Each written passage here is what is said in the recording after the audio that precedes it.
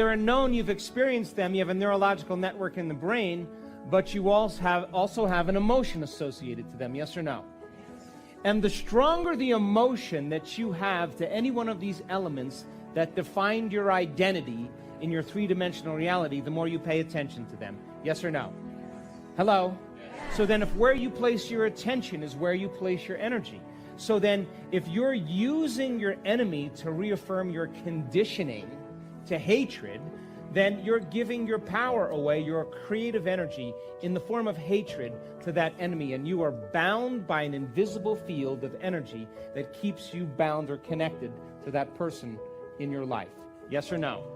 And if you're using your boss to reaffirm your conditioning to judgment, then you are bound by an invisible field of energy that's keeping you connected to that person. Yes or no? Because you're giving them your attention. Yes or no?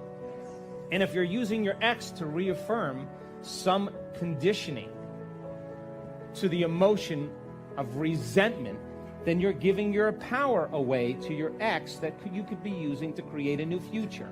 In other words, how much of your creative energy is tied up in resentment that you could be using to design a new destiny? Are you with me still?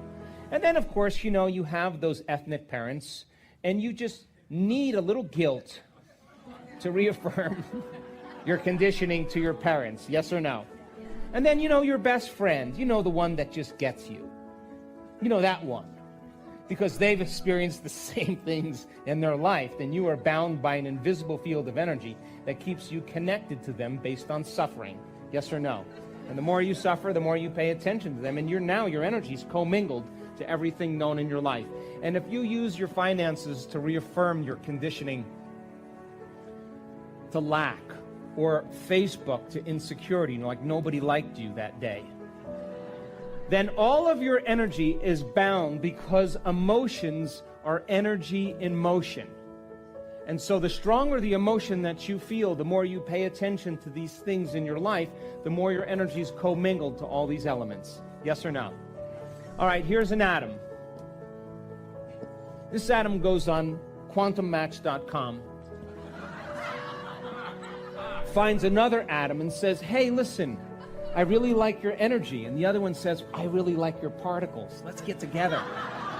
And so they get together and they start bonding and they start exchanging information, and they're bound by an invisible field of energy that's holding them together. You can't see it, but it's holding them together. They're bonded, yes or no? Yes. All right, so then here's somebody in your life, it doesn't have to be you, that just loves to suffer and feel guilt. And they think and feel that way, and then they have their best friend who also suffers and feels a lot of guilt. And because they've shared the same experiences in their life, they share the same emotions. And if they share the same emotions, they share the same energy, and they can exchange information because they understand each other, and they're bound by an invisible field of energy that keeps them connected to that person. Yes or no? So then, what does it take to separate these two atoms? Energy, yes or no? But it would have to be an energy that's greater than the energy that's holding them together. Yes or no?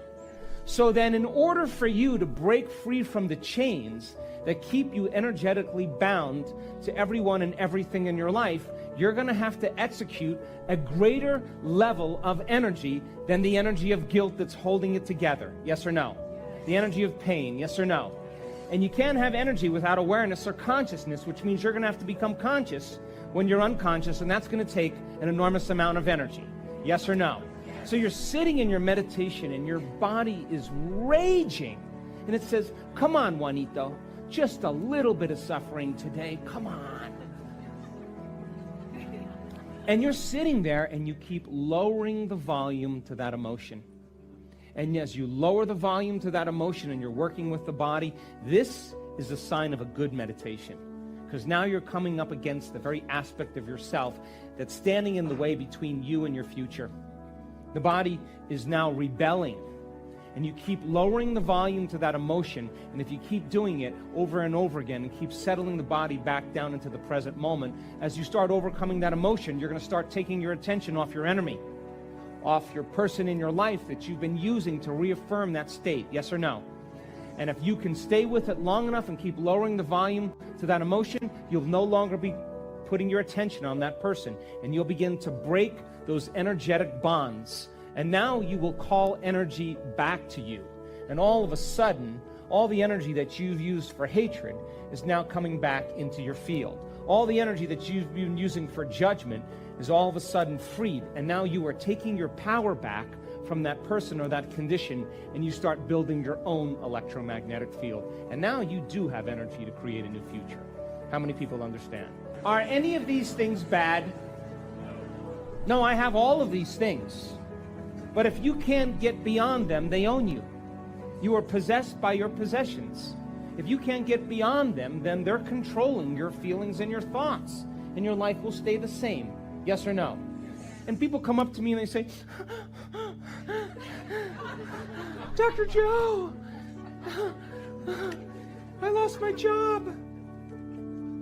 I'm filing for bankruptcy. My hard drive on my computer crashed. Somebody stole my phone. Someone disliked me on Facebook. My enemy died. My ex is talking to me. I always say to them, look how much creative energy you now have to design a new destiny. And you know, for the soul who's eternal, sometimes it's going to shake all of this up to wake us up, yes or no? It has to get to that point where you can't hold on to any of these things, where you have all this liberated energy and you have to create order out of that disorder. And that's brain and heart coherence. Are you with me still? So then, all of this creative energy coming back to you as you take your attention off all these people and conditions in your life, it makes sense then there's no longer a vibrational match between you and any of those elements. And as a side effect of that, some of those things are going to fall away. They're just going to move out. They're going to fall apart. Don't try to fix them. Let them go. You understand? I have had friends in this work that, vice presidents of universities that said, hey, I'd love to come to your event. They come 2 weeks later, they get fired from their post, and they're the most beloved person in the whole university. And say, hey, am I doing this wrong? And I say, did you really like your job? Well, I did, but, I was getting this kind of routine. And I say, keep going. Don't take it personally. Keep creating. A few months, falls in love, gets married, gets a new job, moves to a new place, vice president of a bigger university. Now the university that fired him, asking him to be the president. He asked me to write the recommendation. I mean, he's in a whole new life. You understand? And he just let go of what was no longer consistent with his energy. He was at a different energy. Does that make sense? So then as you go from a narrow focus to a broad focus, and you start sensing space, sensing the blackness, just like you did last night, the act of creating a divergent focus and tuning into that field, and just sensing and not thinking and analyzing means you're no longer going to be activating these circuits in your brain. Yes or no? Hello? And if you're no longer activating those circuits in the brain, our research shows that the neocortex literally lights go out and energy moves right into the limbic brain, right into the autonomic nervous system. And the autonomic nervous system's job is to create order. And the moment you forget about yourself and you become nobody, no one, no thing, nowhere, in no time, that is the moment you've taken all of your attention off of everything known in this three-dimensional reality. Yes or no? And now if you take your attention off the known and off the three-dimensional reality, you're no longer your identity that's associated with your three-dimensional world. Yes or no? And the memory bank of the known self, the autobiographical reflection of your outer environment as you slow your brain waves down, causes you to no longer invest your attention and energy in this three-dimensional reality, in the known, and you start investing your attention and energy into the unknown. Are you with me still? And where you place your attention is where you place your... And now, all of a sudden, the autonomic nervous system starts to lock into a greater frequency. And its job is to create order. And the moment you forget about yourself, the autonomic nervous system says, she's gone.